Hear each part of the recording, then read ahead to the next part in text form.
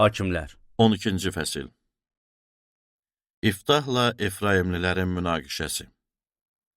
Efraimlilər yığılaraq Safona gedib İftaha dedilər: Sən nəyə görə Ammon övladları ilə döyüşə çıxıb bizi özündən getməyə çağırmadın? Buna görə biz səni də, evini də yandıracağıq. İftah onlara dedi: Mən və xalqım Ammon övladları ilə ağır döyüşdə olan vaxt sizi köməyə çağırdım. Lakin siz gəlib məni onların əlindən qurtarmadınız.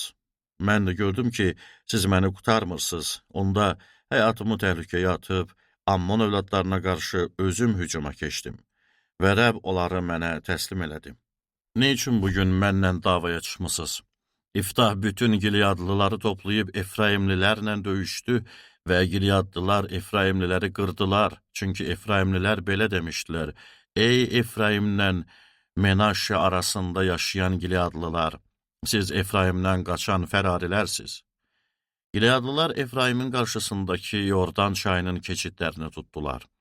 Əgər qaçıb qurtulmaq istəyən Efraimlilərdən biri gəlib, qoy çayı keçim deyərdisə, Gileadlılar ondan sən Efraimlisənmi deyə soruşardılar.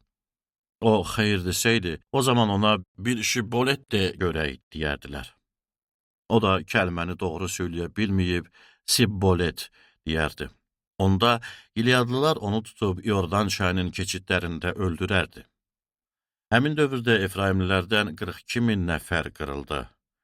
İftah 6 il İsraildə hakimlik elədi.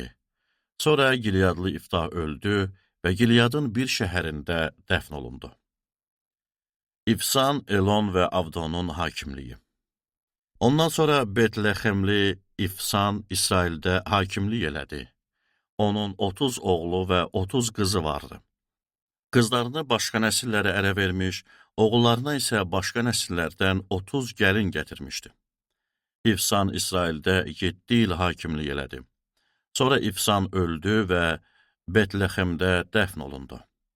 Ondan sonra Zevulunlu Elon 10 il İsraildə hakimlik elədi.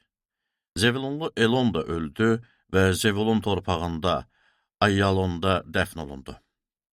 Ondan sonra Piratonlu Hillel oğlu Avdon İsraildə hakimlik elədi. Onun 70 sıpaya minən 40 oğlu ilə 30 nəvəsi var idi və o 8 il İsraildə hakimlik elədi.